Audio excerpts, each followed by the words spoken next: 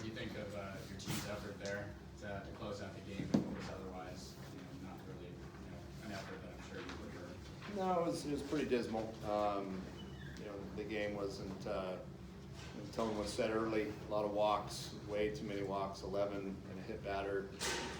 It's not a sustainable way to win too many games. So from that standpoint, it was pretty ugly. But again, I've said it time and time again, these guys will battle till the last out, and I think that's encouraging. I felt like we were in that game all the way really until the ninth. We gave up the 7th spot, but hypothetically, if you could erase that 7th spot, we put up 5 in the bottom half. I mean, you never know what can happen. So everybody's role matters. They come into a game, it's their job to throw strikes. We didn't do a very good job of that tonight. So and offensively, we didn't do a great job either. We struck out 11 times, and it's not always by the numbers, but they seem to rear their heads whenever you walk guys and strike out. You seem to put an L in the one in the L column. So it is what it is. At the end of the day, we have an opportunity to win the series tomorrow. This was an ugly game. It wasn't good. It wasn't well played on our part, but we do have to turn the page quickly because we got an early game tomorrow, and we need to be able to bounce back. And what was the reasoning behind you got LaFlamme in there, Hansel, Andrew Lucas, some guys that haven't seen too much this year?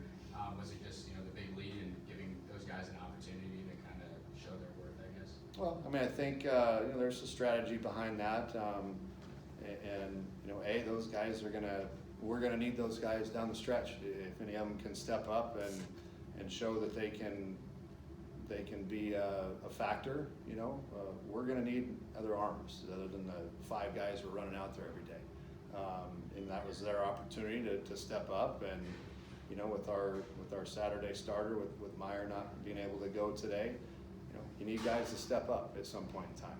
They're part of this program and part of this team for a reason. I mean, they're not on vacation.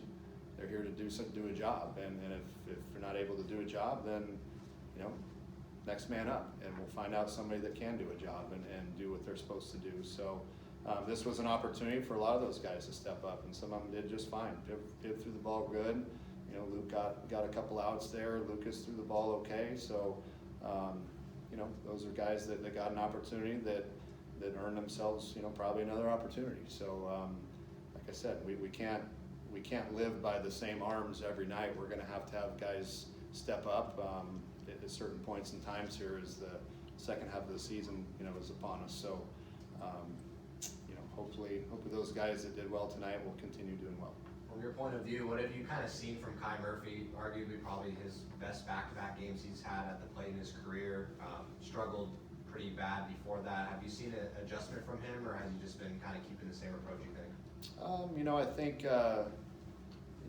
I talked to him a little bit about just having the mindset of keeping that edge, and not that Kai would ever take things for granted, but at some point in time you have to get that edge and keep that edge. He's the type of player that when he plays with that mindset and that little bit of pissed offness, got a chance to be pretty dang good, and that's what he's doing lately. I think he was pissed off at me for benching him for a couple days, and I said, good. I don't want you to be happy, but use that and play with the edge that we know you can. And I'm not saying that's the reason he's blowing up and playing great, but sometimes as a competitor, you poke the bear a little bit and you get some results, and he's done an outstanding job of bouncing back and putting me in my place. So he's a competitor, and that's what he does, and he believes in himself, and he's swinging the bat very well. So I'm happy to see that out of him. Were you expecting a little bit more out of Jared Glenn, or was this something that you were really looking at a bullpen game going into it? Obviously in a perfect world, we were trying to get him through 3, maybe 4 innings if we could. He didn't come out and throw the way he's capable of throwing. He started off 3 walks in the first inning, and he's usually a strike thrower that pounds the zone. It's just kind of why we went with him to start the game, as he usually is a guy that you count on to throw strikes, but he didn't have his best stuff, and we would have liked to have gone with him a little bit longer, but that's why we kind of went with Will early to try and calm the waters a little bit and give our offense a chance to get back in the game. But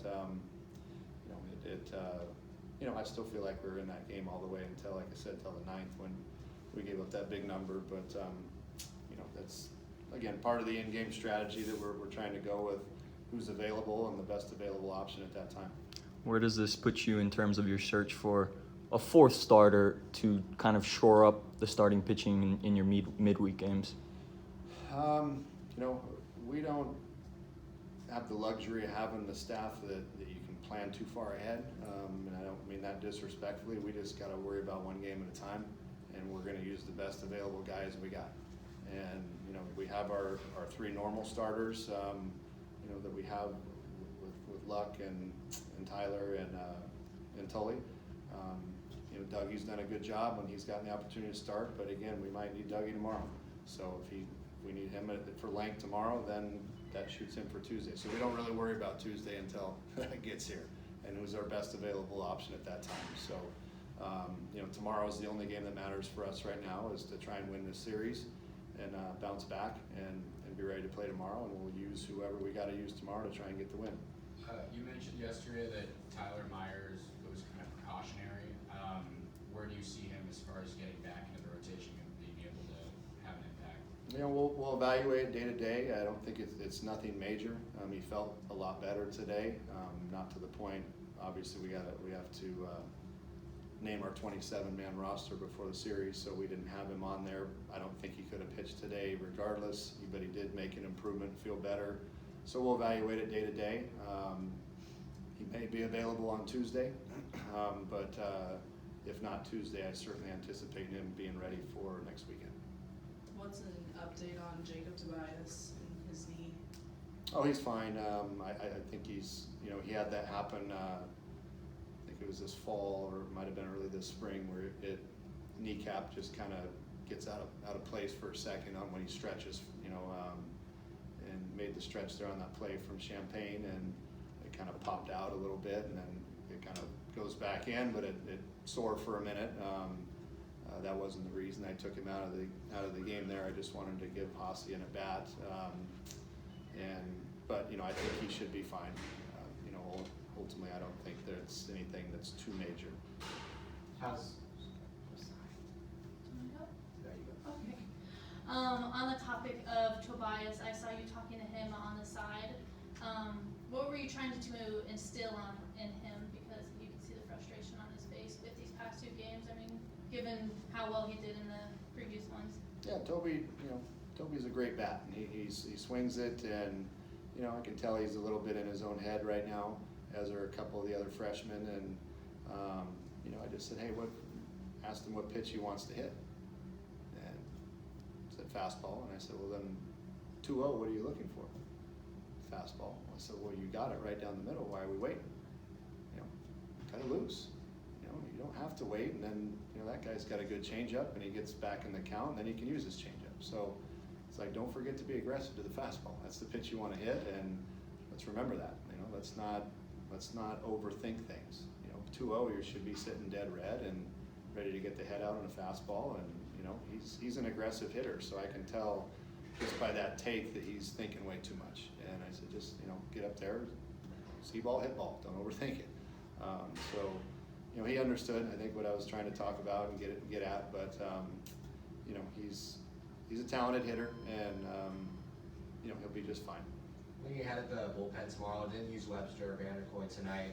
Probably those 2 guys would be available, I would assume. And then some of the guys you used today, who would you say might be off limits, or are all of those guys you used tonight available for tomorrow as well?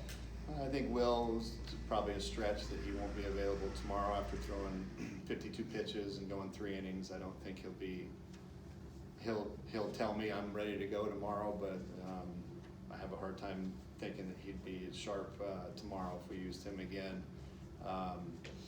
Glennie threw 44 pitches, Blake threw 50, and those guys probably would not be available tomorrow, my assumption. But we feel like we got enough tomorrow to, we're okay. We'll be in a good position with Tully going, and hopefully if he gives us the start that he's capable of, we'll be just fine. We got enough arms that we should be able to finish it out. With that said, I was just gonna ask where you guys were thinking about going there. Expected to be out of Tulloch, but normally being a Friday guy has kind of struggled a little bit, but you still have a chance, like you said, to win the series, and of all guys to get the ball to the way it's kind of worked out. Do you think kind of a change in scenery a little bit for a Sunday afternoon versus a Friday night, all the way to being a Friday night starter, can kind of help you guys, I guess, get him back into his groove? Well, I touched on that earlier a couple days ago. I think the whole Friday night thing, or Saturday, or whatever day of the weekend you are, is kind of an ego thing. And I'd like to think those guys don't have, hopefully aren't reading too much into that, because if you want to look at that, on his Friday night starts, he's been pretty dang good. Up until, he had a tough one at Oregon State, but, he's been pretty good on Friday night. So, what day of the weekend it is, to me, it doesn't really matter. You need everybody, every game counts. So, his job is to go out tomorrow and compete and give us the best start he possibly can. Whether that's Friday, Saturday, Sunday, Tuesday, whatever it is, those guys, that's their job. If they're starting pitcher and we're asking you to start a game, you go give it what you got and give us as much length as you can, and then we'll go from there. But I expect Tully to bounce back, and he's had a full week's rest this week. We're expecting him to do Adam Tulloch-like things and go out and give us a great start tomorrow. So hopefully he does that, and if he does, we'll be in good shape. From your perspective, what was behind the 4 hitless innings, the 5th, 6th, 7th, 8th, and the fact that it coincided with a couple of scoreless frames that were put up by the 3 relievers you mentioned earlier? What was behind those struggles, and what changed as far as the 9th inning? That kid, Joe King, he kind of kept us off balance. He threw some pretty good change-ups in there and kept us chasing a little bit out of the zone. The Zovac kid came in. He was pumping 97, 90, 96, 97 miles an hour. It's a pretty good breaking ball too. So, that would account for the struggles. I think those guys are pretty good, but you don't like to give, as a hitter, you don't like to give pitching too much credit. But sometimes credit is due. Those guys threw the ball well. We just I felt like we chased out of the zone a little too much. Like I said, 11 strikeouts. We've got to figure out ways to put the ball in play with 2 strikes and keep the pressure on the defense. But again, those guys threw the ball pretty well today. Thanks, Coach.